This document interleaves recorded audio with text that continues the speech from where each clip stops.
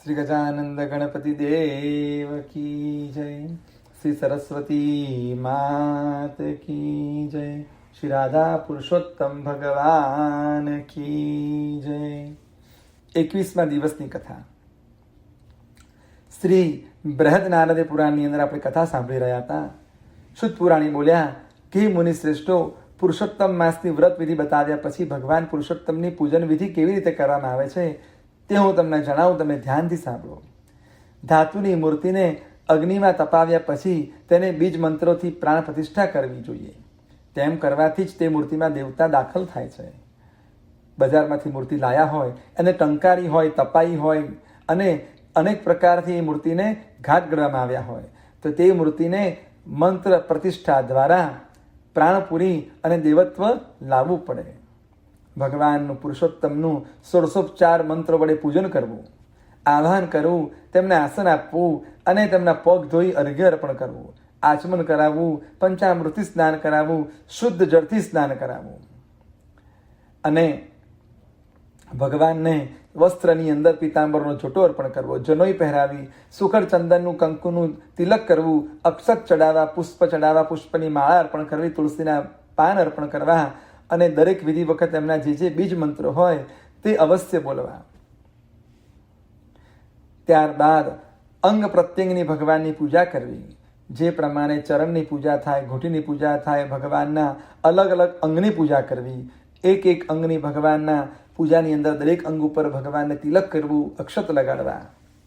આટલું કર્યા પછી સુગંધી ધૂપ અર્પણ કરવો, ભગવાનની આગળ યજ્ઞ કરવો, નૈવેદ્ય અર્પણ કરવું, ભગવાનને જળપાન કરાવવું, ભગવાનને શ્રીફળ ધરવું, કપૂરયુક્ત સોપારી નાગરવલનું પાન ધરવું, ભગવાનને દાન દક્ષિણા અર્પણ કરવી, ભગવાનની આરતી કરવી, ભગવાનની પ્રદક્ષિણા કરી, ભગવાનને છેલ્લે પુષ્પ અર્પણ કરી પુષ્પાંજલિ કરવી, ભગવાનને અંતે 2 હાથ જોડી નમસ્કાર કરવા. આ વિધિમાં અલગ અલગ મંત્ર થાય તો અલગ અલગ મંત્ર ના આવડે તો ભગવાનનો બીજ મંત્ર ઓમ નમો ભગવતી વાસુદેવાય બોલી પણ ભગવાનનું પૂજન કરવું.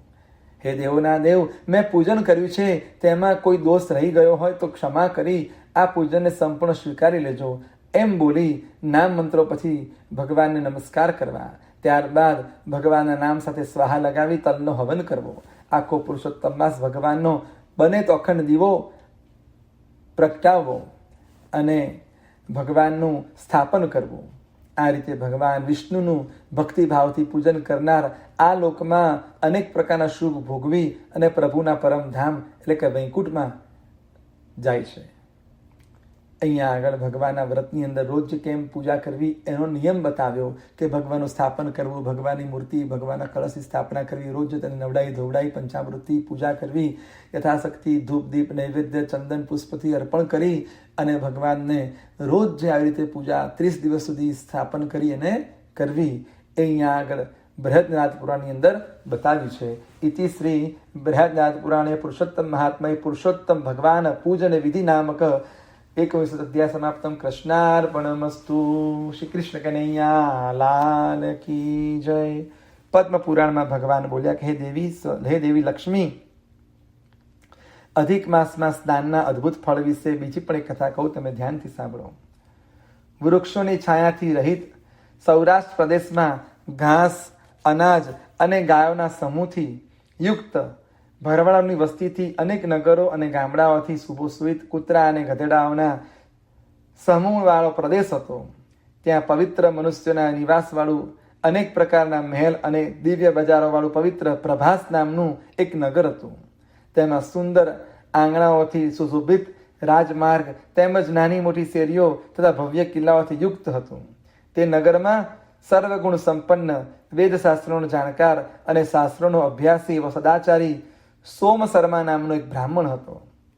તેણે કામના પૂર્ણ થાય તેવા અનેક પ્રકારના યજ્ઞો તેમજ અનેક તીર્થ સ્નાન, દાન વગેરે વ્રતો દ્વારા ખૂબ જ ઉપાસના કરી હતી.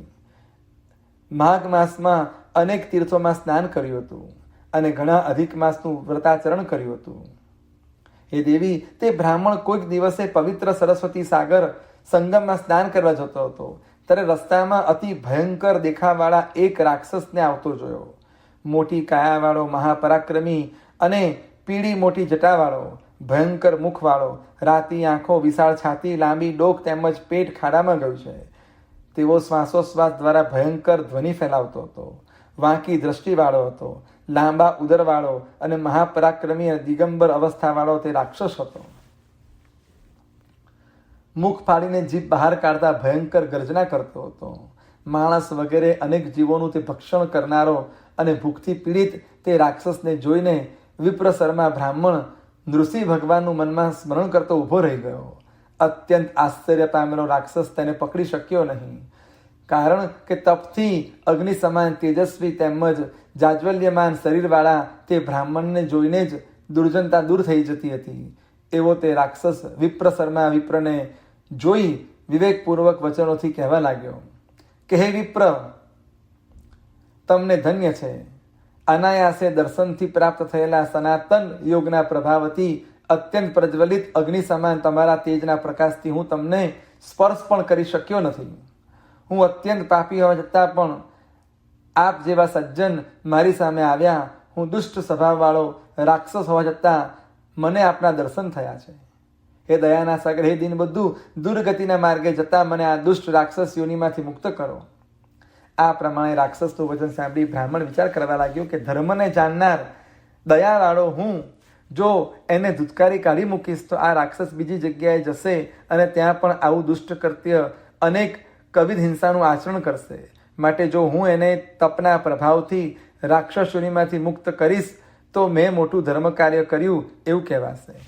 આ પ્રમાણે વિચાર કરીને તેના ઉપર ઉપકાર કરવાની ઈચ્છાવાળા ઉત્તમ પુણ્યશાળી તે બ્રાહ્મણને હાથની અંજલિમાં જળ લીધું. અધિક માસના એકવાર કરેલા સ્નાનનું ફળ તે પાપી રાક્ષસને અર્પણ કર્યું. પ્રાણી માત્ર પર ઉપકાર કરવાવાળા તે બ્રાહ્મણે આ પ્રમાણે આ મહારાક્ષસને રાક્ષસ યોનિમાંથી મુક્ત કર્યો. આ પુણ્યના ફળના પ્રભાવથી તે સુંદર દિવ્ય રૂપ ધારણ કરી અને શોભવા લાગ્યો. આથી પ્રસન્ન થયેલા સ્વર્ગના દેવોએ તે બ્રાહ્મણ ધન્ય છે અને તેના પ્રશંસા કરતા તેના પર પુષ્પની વૃષ્ટિ કરી. ત્યાર પછી તે રાક્ષસ અને દાસ દાસીઓથી વીંટળાયેલો સુંદર વિમાનમાં પ્રવેશ કરીને અનેક પ્રકારના દિવ્ય ભોગવાળો જ્યાં પક્ષીઓ સુંદર કલ્લવ કરે છે તેવા પવિત્ર સ્વર્ગમાં દેવોના સહવાસમાં દિવ્ય અપ્સરાનું નૃત્ય તેમજ ગંધર્વોના ગાન દ્વારા સેવા પામતો તે પ્રમાણે અધિક માસના સ્નાનનું ઉત્તમ ફળ મળ્યું. મનુષ્ય જન્મ ધારણ કરીને જે મળમાસમાં સ્નાન, દાન અને વ્રતનું આચરણ કરતો નથી તેના હાથમાં આવેલા અમૃત સમાન માસને આળસમાં જતું રહે છે. અહીંયા આગળ કહ્યું કે ભગવાનનું વ્રત કરવાથી, ભગવાનના વ્રતનું ફળ બીજાને આપવાથી પણ બીજાનો પણ ઉદ્ધાર થાય છે. અને જે માણસે વ્રત કર્યું હોય અને એવો વ્યક્તિ જો કોઈ પાપી વ્યક્તિની સામે જાય તો તેનું પણ મન શાંત કરે છે. એટલું બધો વ્રતનો પ્રભાવ અધિક માસ તો અહીંયા આગળ પદ્મ પુરાણમાં બતાવ્યો છે. ઇતિ શ્રી પદ્મ પુરાણે લક્ષ્મી માધવ સંવાદે મલમાસ મહાત્મયે રાક્ષસ મોક્ષ નામક એકવિંશુદ્ધ્યા સમાપ્તમ કૃષ્ણાર્પણમસ્તુ. શ્રી રાધા પુરુષોત્તમ ભગવાન કી જય. આજની કથાની અંદર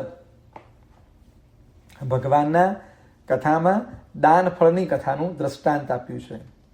એક ગામમાં પટેલ અને પટલાણી રહેતા હતા. તેમને એક દીકરો હતો. પટેલ અને તેમનો દીકરો સવારે ખેતરમાં જાય, તે સાંજે ઘરે આવે. પટલાણી ઘરનું કામકાજ પતાવી ભોજન તૈયાર કરી પતિ અને દીકરા માટે ભાથું લઈને જાય. બપોરે ત્રણેય જણા સાથે બેસીને જમે. જમ્યા પછી થોડો આરામ કરી ત્રણેય કામે લાગી જાય. સંધ્યા સમયે ત્રણેય જણા ખેતરથી ઘેર આવી જાય. ભોજન કર્યા પછી રાત્રે ભજન કીર્તન કરે. ત્રણેયના મન સાફ હતા, કદી કોઈનું ખરાબ વિચારે નહીં. એવામાં પુરુષોત્તમ માસ આવ્યો. પટેલ પટલાણીએ વિચાર કર્યો કે આ વખતે ગંગા સ્નાન કરીએ તો અધિક ફળ મળે. પટેલે 2 ગાડા જોડ્યા. 2 ગાડામાં ઘર વખરી ભરી. એક ગાડામાં પટેલ બેઠા અને બીજા ગાડામાં તેમનો દીકરો અને પટલાણી બેઠા. આમ પટેલે ઘર વખરીના 2 ગાડા ભરીને કુટુંબ સાથે ગંગા નહાવા ચાલી નીકળ્યા.